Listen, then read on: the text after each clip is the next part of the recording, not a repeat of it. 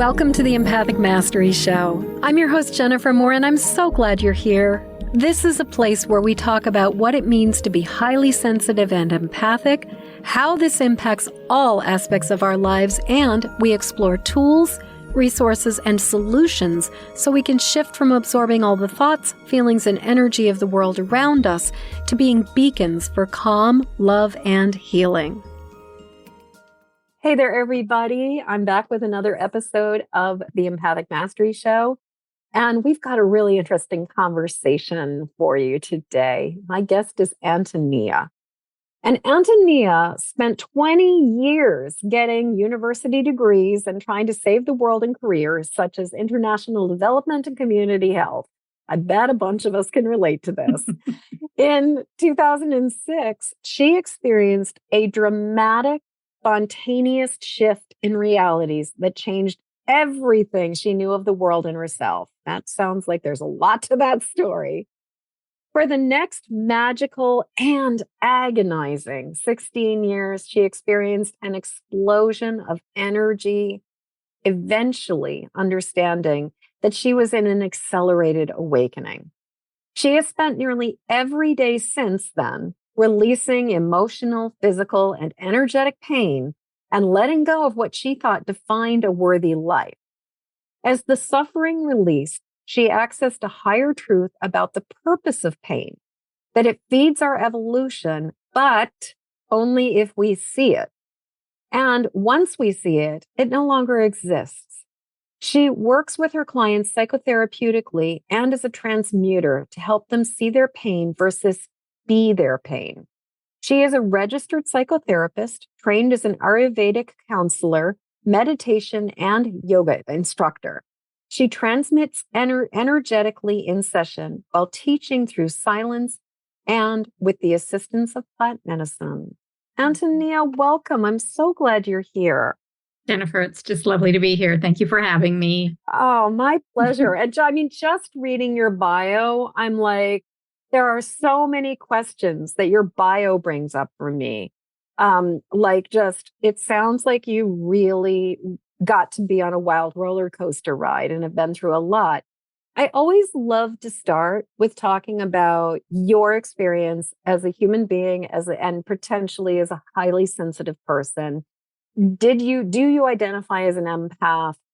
If yes, when did you realize you were one? Like how, and just like, so I love to start there. Just like when, like, let's talk about you and your sensitivity, and then tell us about that, the awakening and that experience that happened in 2006. It was harrowing. It's still harrowing in many ways. Yeah. Yeah. So if I look back, if we look back in hindsight, I could see as a kid that, of course, I was an empath. I would wonder, and question myself. I had pets, and I'd always wonder, am I feeling actually what my cat is feeling right now? Could that be happening? Or feeling what my friend is feeling? Am I actually feeling that? Why am I crying so easy when somebody else? So I had these questions, but I never talked about it. And I always doubted myself, right? I always kind of tossed it aside. And I kind of moved to the sort of esoteric practices right when I was very young. And so if I look back now, I can see that I was drawn into that metaphysical, other than physical sensation world. But I kind of poo-pooed it in many ways. And in fact, I kind of left my body, most likely because it was so uncomfortable, and went into the world of the mind, where I just went to university and thought, I'm just going to go collect degree after degree after degree, and then I'll be worthwhile. Then I'll be special and recognized, and then I'll be considered valid and worthy. So I went right into getting just collecting bachelor's and master's, thinking that this is my path. And then that all turned on its head. 2006, I believe it actually might have started when I was over living in Central America, and the energy there probably launched and started clearing stuff without me even knowing. And then when I moved back to Canada, it was a couple years later. I remember sitting in my office and I had this thought that I'm not supposed to be here. Like, something's wrong. Something's not the way it should be. I'm not supposed to be doing this. And I wasn't doing anything bad. I was working in community health and in human rights and networking and social justice groups, et cetera, et cetera. And within very shortly after that thought, things started to pick up and get very weird. And it's the classic synchronicities and connecting intuitively. And I remember walking into this we had this conference on health promotion and looking across the room, and there was somebody he was a medicine man in the Ojibwe tribe. And I thought, I'm going to talk to him. I have no idea why I know this, kind of freaked myself out, but I knew I was going to talk to him. And I went out to go to the bathroom during the middle of the conference and then got a tea afterwards. And he came out and started to talk to me. And we started talking about dreams and, kind of an awakening pathway, et cetera, et cetera, et cetera. So that stuff started to happen almost on a daily basis.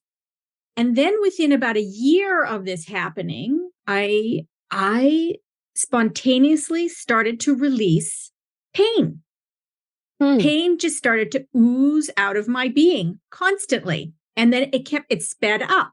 So maybe it was once every few weeks, I'd have this surge of energy that would feel awful, like your whole body is just trying to poop out something terrible, and followed by energetic surge, often heat. Sometimes I would pass out. And then after, there'd be a big giant emotional release. And no thoughts that would come with it, just emotional, energetic surges, and then the body would detox afterwards. That sounds almost like you had like a cosmic hot flash. over and over and over again. Yeah. The hot flashes got so bad that I think it started about 2018, that when I was releasing, I'd burn my skin. Wow. And then it started about the same time that the energy was so powerful that it torques your spine. So I still end up over in the osteopath's office and the chiropractor and the massage, constantly trying to stretch me out and iron me out and get my hips back in place. I remember seeing my chiropractor, and 1 week to the next, she asked if I was in a car accident because I was so out of alignment just from an enormous release that I'd had that week. So, and I still do that constantly in with my caregivers, trying to keep my body in alignment, especially in this part of the world, because this is a pretty sticky, dense part of the world that I'm at. So the body's working extra hard with all this energy, trying to detox this pain that just kept coming and coming and coming and coming and coming. I want to actually go over to you talking about the dense parts of the world. Yeah.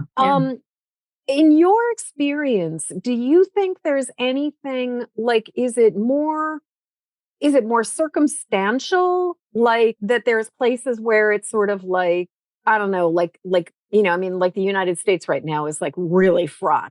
There's a lot of it's very energetically congested because of all the behavior. Yeah. But I'm wondering, do you think that there's like what makes a place sticky? And maybe it's multifactorial and you're just like, there's all kinds of things that make it sticky. But I'd be curious, like, what makes it sticky? And in your experience, have you been to places that are not as thick, it's not as congested, not as sticky? So as you say, it's probably lots of things, lots of variables. But one that I'm fairly certain of is this area around the Great Lakes. The geology is very new. It's glacial deposit. It's only like 12,000 years old. So it's extremely rich for agricultural purposes, great soil, but it doesn't have the crystalline structures that you're going to have when you're in the mountain. It doesn't have the ocean, the salt water, So I'm actually from Alberta. So I got the mountains, and my family's from BC, British Columbia. So you'd have the ocean and the mountains, and over there, things just would move. Now, the richest place I've ever been to where things just move is over Pacific Coast, Mexico, which is where I spend quite a few months just detoxing. And as soon as I get off the plane, literally flush. I have to be careful not to get infections as I'm detoxing, and things just go click, click, click, click, click, click, click, and start to move back into place. And then the only discomfort I really feel is when I'm walking on the beach. The Kundalini moves so powerfully that my lower back starts to really, really ache. That's the only pain that I feel. But up here, I'm like, my big toes are hurting today because there's so much stuff jammed in my ankles and my feet. So down there on the Pacific, it just moves so beautifully for me. You know, you just reminded me or put something into somewhat perspective. I've had the experience of standing on different kinds of land. I Mm-hmm. feel it so differently in my body. And for some reason, when I've been down in Florida a couple times, like within a day of being in Florida, I will start to experience shooting pain in my knees. And I've also experienced it when I was down in North Carolina, in the mountains in North Carolina. And one of the things I've noticed is that the kind of rock, like the kind of ground, like what's underneath the dirt, really seems to impact like the way energy flows in and out of our body. So as you're speaking, I'm like, yeah, I've absolutely had the experience of my body being in a lot more physical distress in certain locations, geographic locations. I'm really lucky because I live 7 miles from the ocean. Exactly. And so on, you know, and on a on a granite ledge, but with a lot of loamy pine soil. So it's very easy to ground. But I love that we're talking about this just because this is not something that I think people talk about very often, is just how even the physical location we're living in can really impact our physical experience of the world.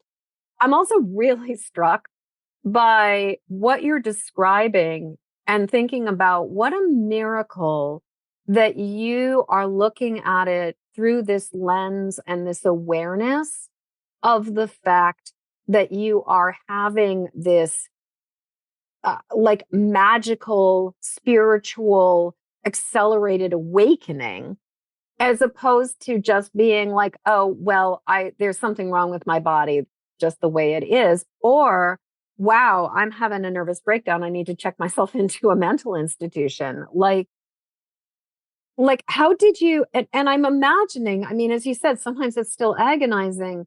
Like, how did you go through those periods of like, I'm worried that that something's really wrong. Like, I'm worried that I'm losing it. Like, what was that journey like? How did you come to that place of like, okay, this is what is happening. I understand I'm going through an awakening. It took years to settle into that place, years to settle. And every once in a while, I still wonder, like, but it took years. And in fact, I grew up in a very sort of secular household. And so there was no conversation about anything esoteric, metaphysical at all. It was all academia, politics. So I had right there with you. Right. Yes. And so I had no reference point at all. The amazing thing is that in the middle of these throes of, there was actually a lot of beautiful things, but a couple of them were in the middle of these throes, like when the pain comes off, this magic, this incredible agonizing thrust of agony that moves through, often almost instantly, there would be a knowing that would come through, an insight. They were crystal clear and came with joy and love and a sense of connection. So it was this back and forth of what's happening, I'm crazy, and why I'm in so much pain, to, oh, I get it. I understand. I can really feel some truth happening. And then, of course, the next thing would come up and you'd have to, wait till you could shed that through, and you go back into the darkness and the pain, which is all alone, and it feels misunderstood, and you're questioning yourself. And I had nobody to talk to, and I felt also isolated. And then, oh, I get it. This is why pain's here. Oh, everything's love. Oh, we're all connected. Oh, I'm never really alone. So all these things would come through. And it sped up until I think between 2001 through COVID, it was just almost daily, daily of aha. But I think that, it was that back and forth, but it really, I was carried through a long process of terror. It was terrifying. There was a trust that come through and go, you're okay. It's fine. You get it. And then it was, oh my God, what's happening? Could this be real? What is really happening? Right? I can't really talk to anybody about this because they're going to think I'm crazy, right? All the places that I sought validity before, if I've gone to them with this, they would have, sectioned me. So it was a terrifying and magical and painful experience. But obviously there was something so profoundly beautiful that was there to keep me going and nudging me and guiding me and telling me I'm okay and I'm safe and it's good and you're loved. That just kept being fed, or I kept feeding myself that constantly, which was Yes. Well, and as you're speaking about this, I think about my own experience of, and especially like you said, COVID was just, especially like 2020, 2021 was just a doozy. yeah. I was waking up often in the middle of the night, feeling like I've been plugged into an electric socket with heart palpitations.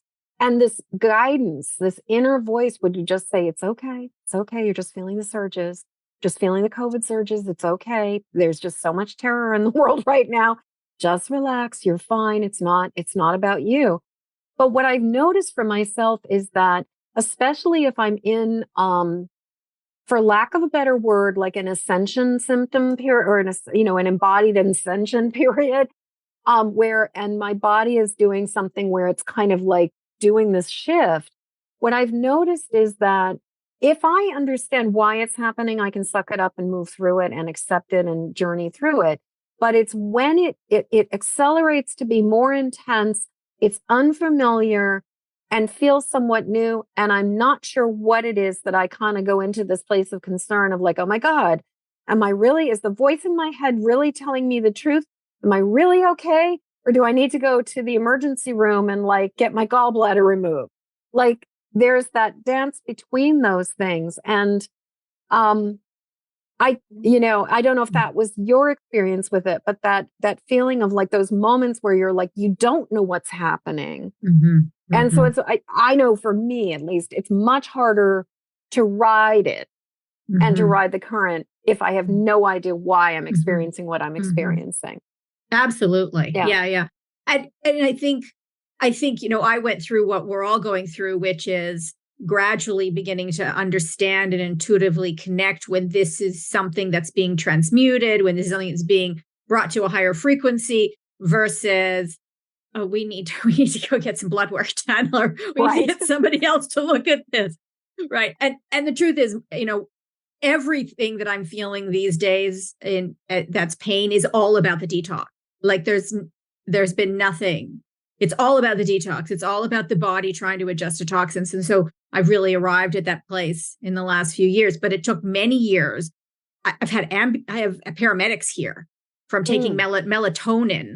And we believe it was, calcifications from the pineal gland from high doses of melatonin that my blood pressure plummeted and I went into seizures and freaked out. And I made my husband call the ambulance because I didn't want to have him facing me passed out on the floor, not knowing what's going on. And yet 50% of me knew there's just something's being transformed here. And the other 50% was like, let's just call the paramedics so we can take care of this. And they came over and said, well, your blood pressure is better than mine. You're just fine right now. So you're good. Right. Everything evened out and it was great. And I could actually feel things starting to shift. So I think we do, and we need to check in, I think, to make sure, because the truth is that pain is not wise. And so when we're in pain, it's good to have something else coming in there to make sure it's not alone, making our decisions for us, that we have a higher frequency, that wisdom coming in, seeing what's happening so that the fear is not the one making our choices for us.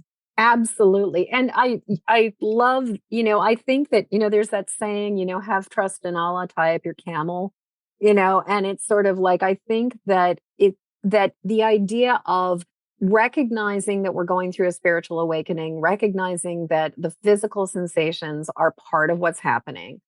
And sometimes it's worth just getting blood work done. Sometimes it's worth going and getting an ultrasound. Like, even if it means that they look at it and they go, there's nothing here, you're completely fine. Yeah. It's helpful to know, because I know for myself, if I do that and I know there's nothing here, it's completely fine. Then when these weird symptoms come up and I'm suddenly riding the waves again, I know, oh, this is what's happening, not this. Correct. Then you don't have fear coming in and interpreting it, our ego coming in and interpreting it. We can just stay quiet and stay the observer and allow it and make it a little less fraught and drama. Well, and you said that, in the bio where you were talking about to see our pain versus be our pain. What a radical concept. Yeah. Yeah. Yeah. Yeah. That came through really clearly, I think 2020, which is just linked to like pain is a really blind place. Pain doesn't see anything other than itself. I use an example of somebody often who gets maybe hit by a car and their leg is broken. Now, they're lying on the road and they're screaming at the top of their lungs and they're grabbing their leg. And the only thing that they can feel in that moment is their leg, even though there's 12 people around them saying, I'm here to help you. You're not alone. What can I do for you? Call in the ambulance, blah, blah, blah, blah. But they can't see all the help and the love and the care. The only thing I can feel is the broken leg. That's the only thing that exists. I think that's the state of this reality for most of us for thousands of years. Yes. We have layers and layers of trauma, layers and layers of pain. And that pain doesn't see outside of itself.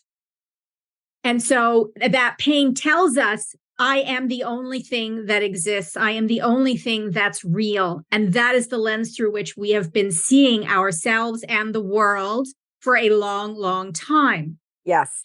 Right. Preach. So we say pain lacks awareness. It does not see anything but itself. We have to bring that observer in. And with so many of us going through this awakening, we are now bringing in states of awareness when we're able to see the pain and the story it tells and identify that pain is not us. Pain has been running the show and running the agendas and telling us the stories. My pain's been bouncing off of your pain. We've even been loving through pain. I don't think most of us know what love really is because it's interpreted through fear and shame and rage that we've inherited for thousands of years. Well, and trauma bonding. I think we've been trauma bonding for that thousands of years. That's the state of the tribe, right? Come tell me I'm safe. I'll tell you you're safe. And we'll sit here together and huddle against all the horrible masses out there, right? Yes. So I think now with this expanded of this awareness and the state of expansion, we're bringing in consciousness, which is the seeing energy, right? That says, oh, I am not my pain. My pain is a story.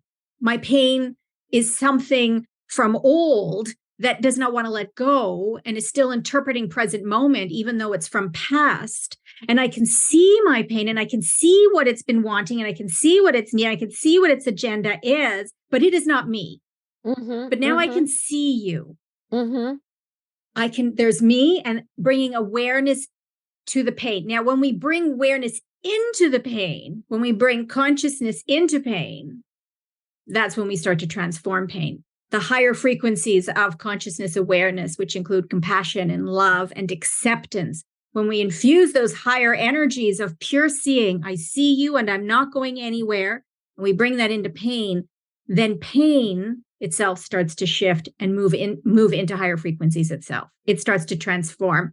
And I think that's precisely what we're doing, is we're seeing pain itself or its stories and not the truth that it's been telling us it is. Yes. Well, and as I'm listening to you, I'm thinking this is so not dissociating. This is so not going up into our head and intellectualizing and being like, I am not my pain. Like I'm really hearing this is like a radical acceptance of what is going on and a deep willingness to be embodied and to recognize the pain as the messenger. Yeah, and I think that's why we're changing our relationship to pain. What you said was so rich. So just a second, I'm picking out threads of it. So changing our relationship to pain is understanding that, it holds underneath the contracted state, it holds the wisdom and the knowing within it. Right. And so when we release it, when it starts to move from a contracted, dense state and it starts to loosen up and move, then the flow, the energy of consciousness, that intelligence starts to move and it reveals to us the reason for the pain, what brought the pain on, why it served us, why it existed, where it's delivering me. So it's actually held within it. So if we recognize that our pain is not something to turn away from and avoid, which has been our past relationship to our discomfort and our suffering, but actually it is filled with treasures, then we can build the trust and deepen the acceptance, because I think we have far to go in that acceptance and that moving into the somatic place deep within our pain, to fall into it with acceptance and love and consciousness, that when we bring in that trust and that surrender into it, that's when we can really unpack the treasures that are in our pain. Really the potential, the creative potential that I think pain is here serving up is pure creative potential. Yes, yes, yes. Well, and I know from my own personal experience that there have been times where there's been a persistent nagging, like persistent pain. And when I've become willing as an EFT practitioner, to tap on it and to dive into it and to look at it and to just be like, okay, what is this really trying to tell me? Once I've seen the root, once I've come to understand, like, what is this really about? It's miraculous how the pain completely transmutes. It disappears. Like it just completely evaporates, dissipates, shifts. So I've had a very similar experience of that. If we can understand it, if we really give it a voice and really honor it, that it has this miraculous way of transforming.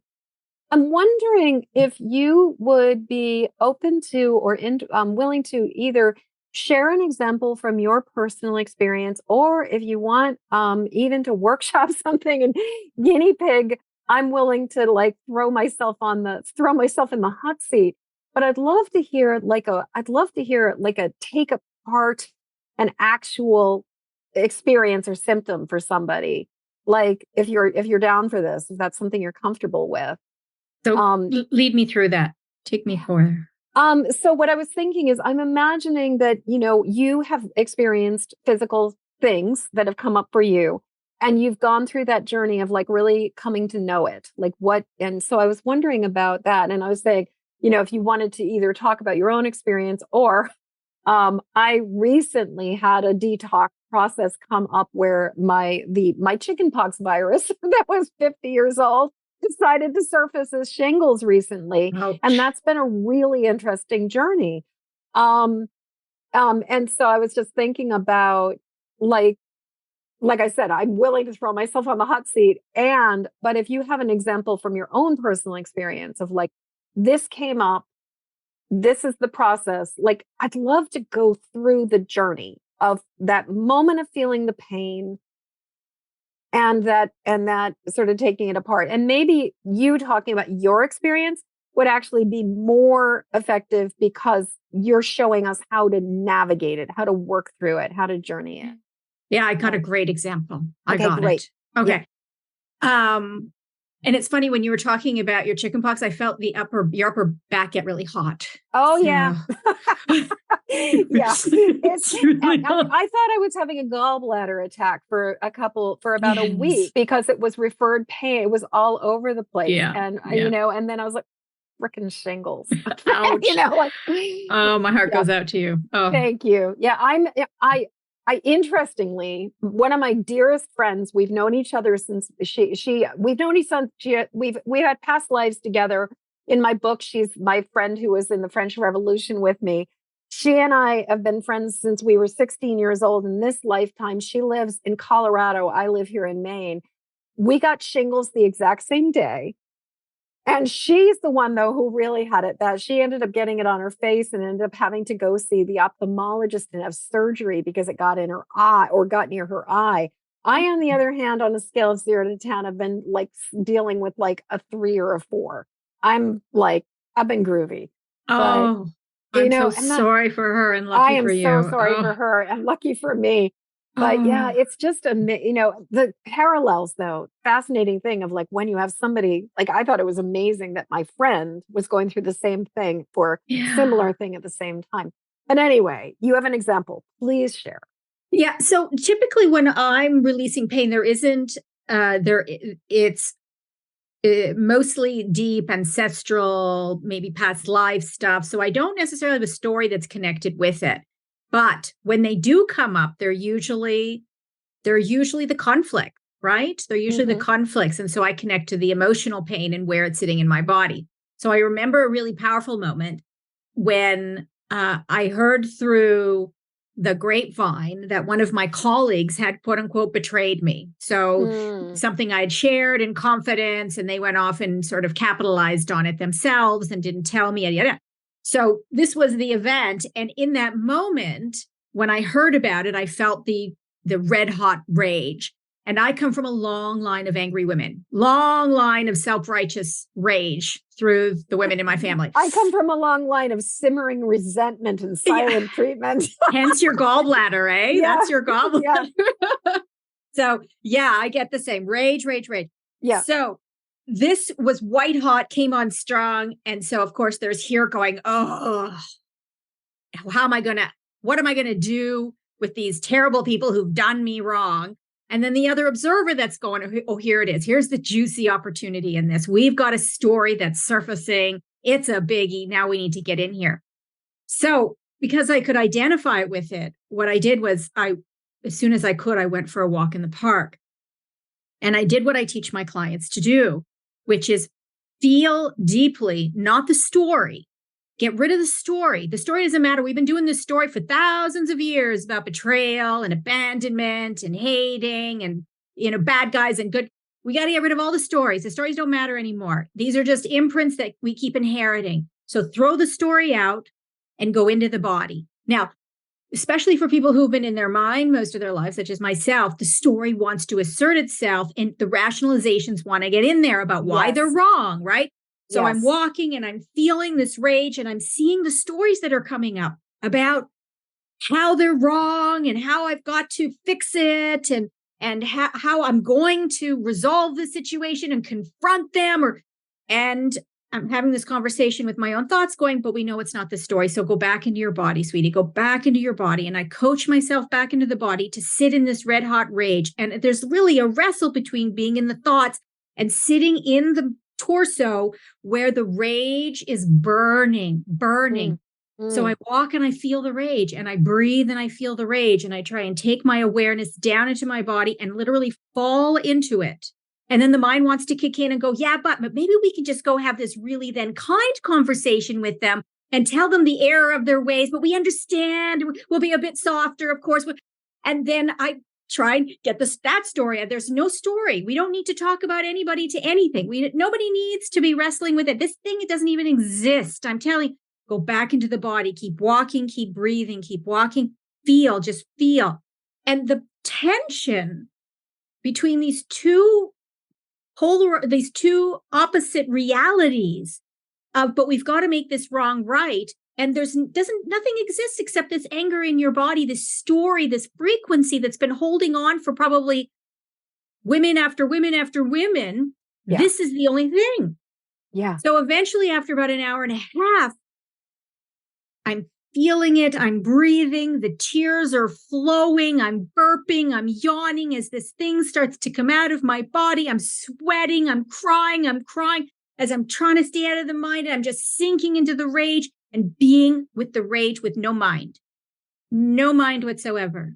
And I even see another little story come up and go, yeah, but couldn't we just know, honey? There's nothing going on, my darling. Go back into the body and we're okay now.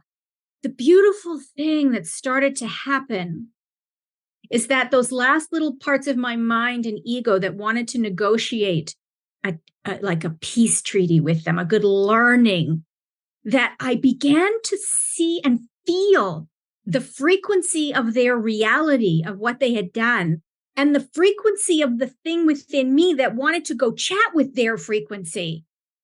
So I could really feel the frequency differences as I've shifted into this no mind space and all this energy came in to transmute it, that everything just became frequency.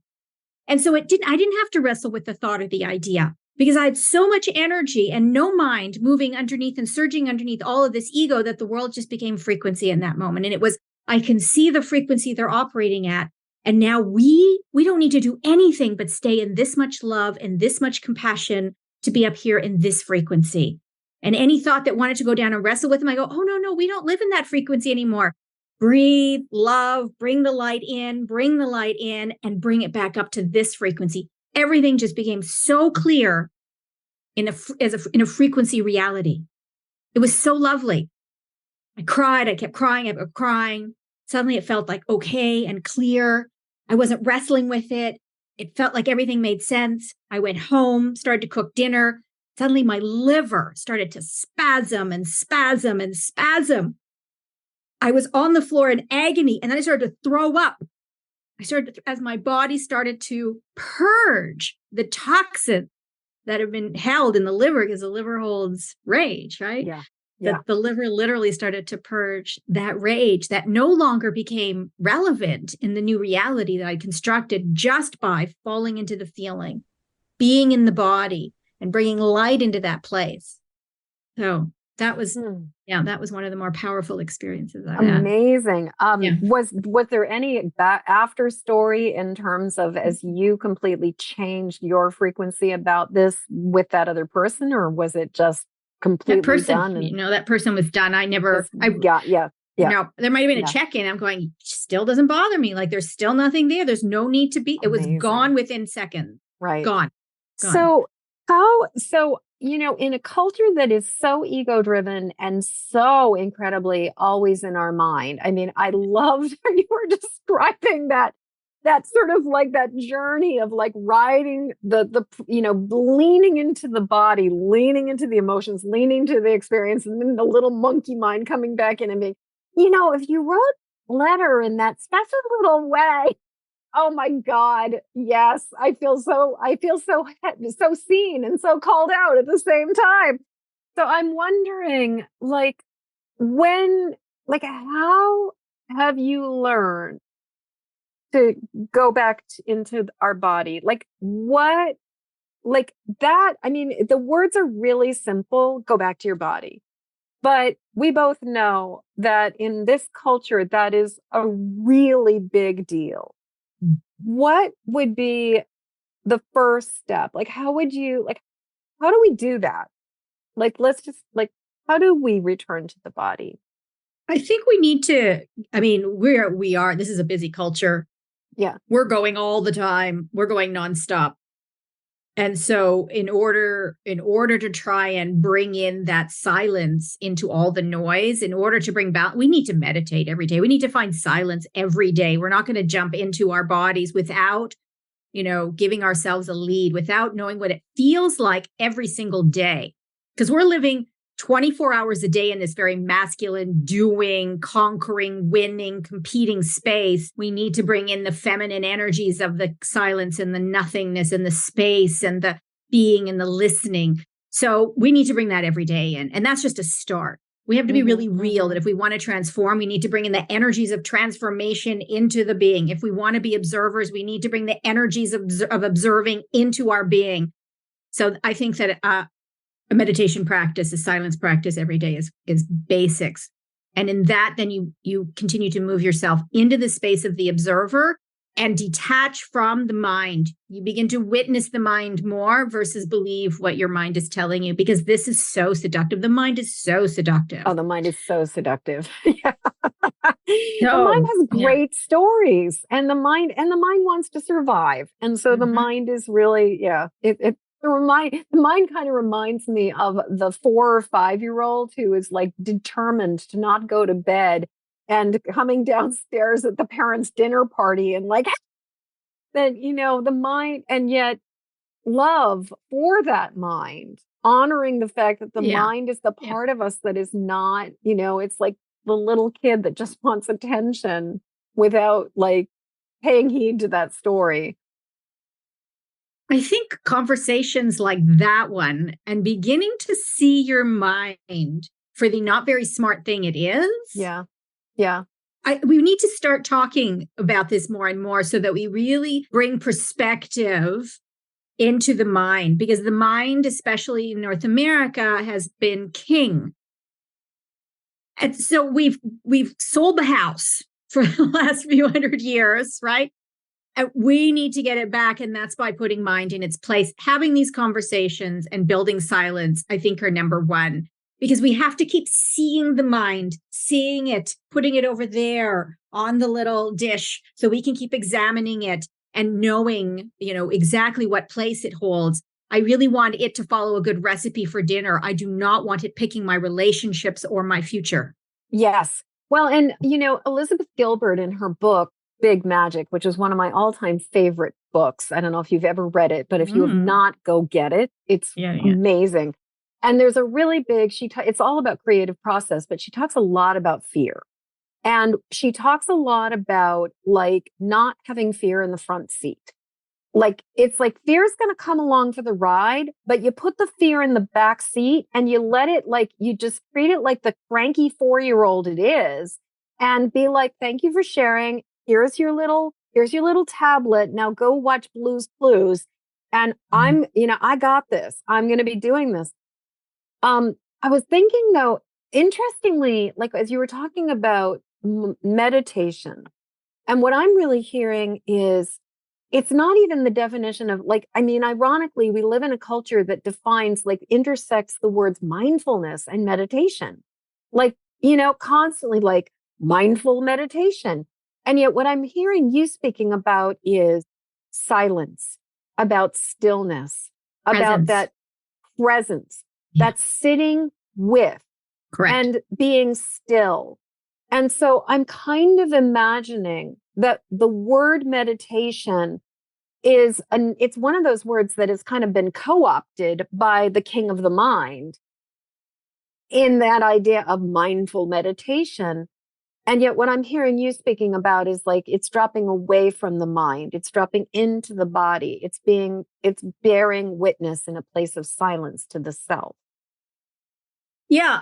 I think that's precisely it. I think that many people who live in mind maybe if they start a meditation practice, it's another place to just be in a distracted state. And maybe that's good. You need to take a break from a while. You kind of empty your mind or not be so busy. And that's great. But I think that the potency of meditation is in really deep presence. And so I think it's the same somatic work, which is I'm going to learn to be here without assessment, without judgment, without analysis, but to experience a deep presence with whatever shows up in my being. So we're sinking into the state of presence versus the noisy ego pain body that we are surrounded by, that we sit in presence with that pain infrastructure. And in sitting in presence with it, then we start to infuse and permeate that pain infrastructure with that pure presence, with that pure awareness, with that acceptance. But we've got to be here. We've got to be here with it, right? When pain and consciousness occupy the same space, time, transformation occurs, right? And it's really, and so what I'm hearing in this is the idea that pain and presence do not have to be mutually exclusive. The idea of, pain and acceptance, pain and stillness, pain and embodiment, instead of sort of this dissociation and this separation or this like this versus this. Exactly. It starts with the coming together, which kind of brings us towards the piece that you and I talked a little bit about before we jumped on to the recording, about how right now all of your work, or so much of your work, is about this intersection, is about this idea of this fusion of spirituality with awareness of the pain body and of the message of the pain body. But this dance of having this space, the both and, as opposed to either or. Well, I think that, as we were talking about before, pain thinks it's all alone, isolated, misunderstood. It lives in the myth of separation. Pain lives in the myth of separation. Yeah. Pain creates the myth of separation. Pain creates the myth of separation. Oh, right. Antonia, so powerful.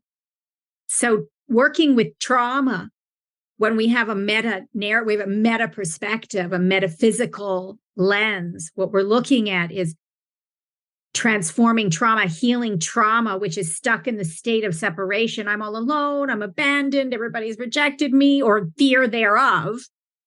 When we heal the trauma, we're bringing in the energies of unity consciousness, of connection, which the whole, we infuse the pain with the energies of the whole, and that releases the trauma from our reality. It releases the myth of separation from our very body. So I do believe that right now we are in a accelerated place of releasing this myth of separation from our realities, but it's a lot of pain coming through. So I think a trauma lens is really useful, especially for upcoming therapists, to see that we need to move trauma through without believing it, right? Without identifying with it. We're learning how to detach from it and learning how to be with it, surrender and acceptance. Not all at once. This is a process. You can't ask somebody to surrender when they're in agony. Yeah. That's a journey, but that we really need to bring in, I think it would be useful to bring in really good skills in working with trauma. Yeah. When we in this accelerated awakening that I think so many of us are going through on this planet. So many of us are going through on this planet. Yeah. I mean, it's almost like, it just seems like we are in a period right now where everybody is being like, the alarm is going off in the entire planet. Some people are hitting the snooze button a little bit more effectively than others, but there is this massive awakening that is happening. And I agree, it is coming through in the form of mental, emotional, and physical pain a lot of the time if we are not listening to it. And it will stick, I think, longer than, although everything is as it's supposed to be, but on that level, it will stick longer than it needs to if we don't observe it, see it, stop believing it. And if we don't minimize the level of distraction that we are in, because our economies, our politics are dependent upon our addiction to distraction. And our belief in scarcity, our belief in these stories of betrayal, these stories of things. You know, as we're speaking, I keep remembering an experience I had many years ago that really illustrated the way that pain lies like a rug. And and how trauma encapsulates and seals the emotional intensity to the point where we can't see past anything. Right. And many years ago, I was working with somebody and she had this, I saw something nasty in the woodshed experience when she was quite young. And she had defined herself by seeing something nasty, if you ever saw the movie Cold Comfort Farm, that is a reference to that movie, it's hysterical, wonderful, wonderful period piece. But there was this character in the movie who just constantly, all she would say ever to anybody was, I saw something nasty in the woodshed. And I was doing some work on releasing this with this person. And what was so amazing was that they had been so completely emotionally bunched up in the threat of what had happened that they could not recall anything that happened after the threat, including the fact that they had gotten out of harm's way and ran to their mother and never was no physical infraction even occurred. But because of the trauma of the threat and the emotional intensity, they had spent probably 45 or 50 years of their life in this encapsulated emotional pain and story where they had no perspective about their own resilience or about the follow through that happened after. And that's the thing I've seen. It's like trauma locks us into a moment and it lies. Yeah. And we cannot see the fact that we survived it. We moved past it. We've experienced it. Yeah. That moment, that was such a clarifying moment for me of going, oh my God, like like I could see the illusion and the distortion so clearly because it was Right. not my stuff. And I think you've just defined this reality. That is Yeah. the human condition right now, is thousands of years of story of threat. And we're not even aware that they're there, right? We've just normalized this level of anxiety and shame and disgust and jealousy. We've normalized, based on threats that have been going on for thousands of years, we've normalized this state of fear that we're in. I think we're living really in a PTSD. I think that's Yes. what this dimension is. Yes. It's just collections and collections of the lies, the delusions of our discomfort. So, Yes. that's why I take the risk of saying, I actually don't think that any of this is real. Mhm. None of this is real. Mhm. This is all stories we've been telling ourselves through thousands of years, once again, about right and wrong and good guys and bad guys and how we need to protect ourselves and what the threats are. But I think they're all stories. And I think Yeah. we're dismantling those stories now rapidly. Right. And those stories and the ego and the people who are invested in those stories are like, they're backed into a corner and they're doubling down on the stories. Bingo. And it's so it's like, because I've noticed for myself as I detach from the stories, and I especially detach from the perseverating, it's just so interesting the way that perseverating mind just really, really wants, like, it's terrified of not existing. And Yes. so it will just keep on trying to scare the shit out of us. Um, Absolutely. Antonia, Absolutely. I can't believe, and I really mean it. I always mean it, but it's like every time I come to this point where I'm like, I can't believe how fast the time has gone by. I think I especially, like, this is exponentially, I cannot believe this conversation has just whizzed by. I am like, I'm so on the same page with you about so much of this and loving this conversation because this is like, you're speaking my language. Lovely. But I always want to be sure to give you a chance to say like, what's the most important thing that you'd kick yourself if you did not say? See it, don't believe it. See it, don't believe it. Yeah, see it Yeah. with love, right? All that discomfort, see it with love, but not for a moment believe that it's speaking a truth. It's just here to be loved, not to be believed. Yes, yes, yes. My friend Britt Bolnick, who wrote a book called Magic of Bending Time and has been on my podcast and everything, she refers to certain things as what we call our check engine light. And it's like our pain is this request for attention, Yes. but it is not telling us the truth. Right. Yeah. See it, don't believe it. Yeah. Yeah. Yeah. Okay, so now we're going to do the time travel exercise that I always love to do with everybody. And this is real. It's it's just fun.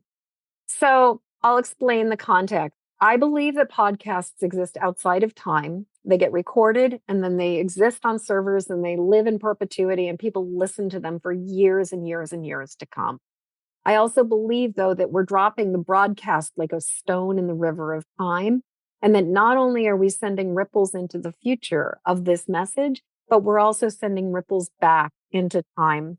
And so, like, I really see it as like we have the ability to fold the ribbon of time on top of itself and not just broadcast, but transmit, like speak a message to another time and place and to a younger, maybe older, maybe future, maybe past life, some version of Antonia or Antonia's soul that needs a message. So my question to you is, when are you going back to? Like, who needs this message? What part of you is needing this message? And when we identify where we're going, what exactly, what are you broadcasting to her? And this is not I'm going to tell her this, but really speaking directly to her. Like, this is your opportunity to speak to her and share the message. I think it would be really simple. And that's back in 2006. You're not alone. You're safe, you're loved, and you're not alone. Yeah. I have this image of your head on this kind of like ivory colored, almost like off-white kind of pillow. Mm-hmm. And I can see you just being like it feels to me like this is a message that landed and got to you that allowed you to relax into the pain and and be okay about it. Mm-hmm. Yeah. Release some of that clenching that happened for Yeah. years and years and Oh. years, resistance. And so scary. Oh, yeah. Yeah. Yeah. All that pain moving through the body, it's in fight or flight for so many years. Well, in our culture is so like pain. We have, I mean, that's a whole other thing. I could talk, I could go on. I mean, I worked as a tattooer for 20 years. And so I've had a relationship with pain that's been very interesting. And one of the things that I really came to understand is that we have a disproportionate fear of pain in this culture. Yeah. We are so pain avoidant that we get put ourselves into a lot more pain. But part of it is just like, so you whacked your hand on the side of a door, big deal. Mm-hmm. You got stung by a bee, big deal. But everything becomes this, like people get so bent out of shape about like pain on a scale of 0 to 10. That's like a 1 or a 2, maybe not even a 1, you know, and just, it feels to me like pain has been turned into this thing that we get so scared of. And we don't But I need think to. that speaks to our states of aloneness that we're feeling, right? Pain feels isolated. And the more pain we're holding in our body, or the more acute it is, the more we're screaming for see me, somebody see me. Yeah. And so I think that is the work that we need to do, is just to see our pain and maybe see each other's, but see, not rescue, right? Just see. Witness. Behold, hold space for. Honor. Yeah. Okay, Beautiful. so final question, Antonia. How do people get in touch with you? Really easy. Everything's on the website, which is tribetocollective.com. And on that website, you can see the work I do one-on-one. I do groups, retreats. I love to do group work. There's the book that I wrote in 2021 that came out of that flurry of all that releasing, connecting. And the book's called Dismantling the Third Dimension, which is about breaking down our pain stories. So yeah, you can email me there with any questions you have, and find out a bit more about me. Awesome. And if you guys are listening to this and walking out and about and everything, you can always come back over to empathicmasteryshow.com and find all of the links for Antonia's book and website and everything in the show notes. Antonia, this conversation has just been like so powerful and rich and like nourishing. Thank you so much for being here. Nourishing is a beautiful word. I really felt we walked on some lighter plane tonight, didn't we? Yeah, we really did. Beautiful. I really am so grateful. Thank you so much, Jennifer. Oh, thank you.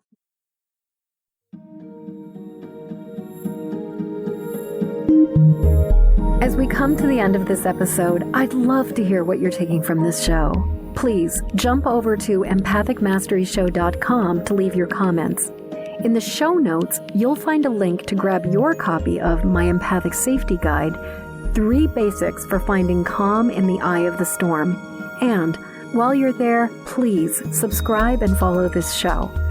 And thank you for your help sharing this show with the people who need it.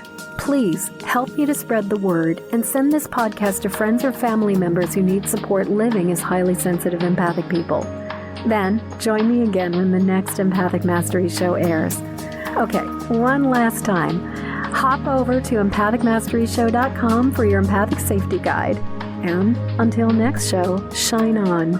We need you and your gifts here on this planet. So please don't judge your empathic rainbow by colorblind standards.